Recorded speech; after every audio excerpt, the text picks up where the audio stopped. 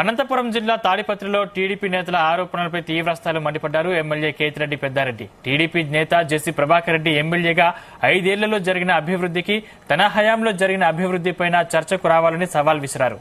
తాడిపత్రిలో డీజిల్ దొంగ ఎవరో ప్రజలకు తెలుసన్నారు. అయ్యా, నీ నటనలన్నీ సాగవు, అయిపోయింది. ఎందుకు చెప్తానా అంటే ఈ కమిషనర్ వాళ్ళతో కొల్లీడైనాడని. తాడిపత్రిలో ఉండే ప్రతి అధికారి పైన అతను హైకోర్టుకు పోయినాడు.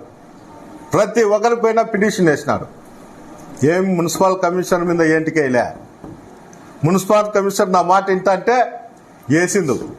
నా మాట వినడం లేదు కాబట్టి, శానిటరీని నెగ్లెక్ట్ చేస్తున్నాడు కాబట్టి, డీజిల్ కూడా 4 నెలల తర్వాత అయ్యను బంగపోయినా కూడా పోయకపోతే రామకృష్ణాడిని పిలిచి మీ మొబైల్ ట్యాంక్ ఉంది కదా డీజిల్ పట్టే అంటే పడితే 30 లక్షలు 40 లక్షలు అప్పులు ఉంటే ఈ బుద్ధుడికి 25 లక్షలు ఉంది.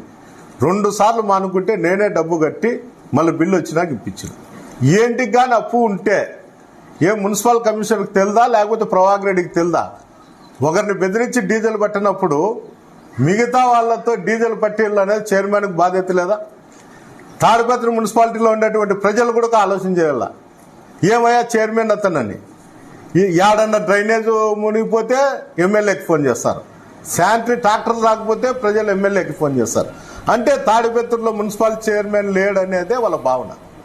ఉండింటే ఏంటికి కానీ ఆయనకి చేయరు, నీళ్లు రాకపోయినా నాకే చేస్తారు. ఈ పరిస్థితులలో ఈరోజు హైడ్రామా క్రియేట్ చేస్తారు కొంతమంది మా పార్టీ నుండి.